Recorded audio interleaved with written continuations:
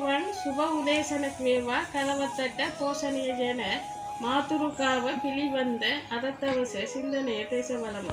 අද ලෝකයේ ජීවත් වන බොහෝ මිනිසුන් තමන් අතර ජගපත් ප්‍රඥාව සොයන්නේ සහ ඉගෙන නොගන්නේ ඔවුන් ජීවන රටාවට ජීවිත ආදායමක් සොයමින් ඉගෙන ගන්නා තම ජීවිතයේ වටිනා දේවල් සොයන්න ඉගෙනන්නේ ගන්නා බවිනි.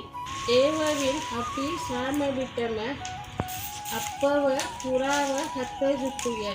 වටිනා ප්‍රඥාව නොදිරෙන අනෙක් මිනිසුන් සමුක්තිමත් කරයි.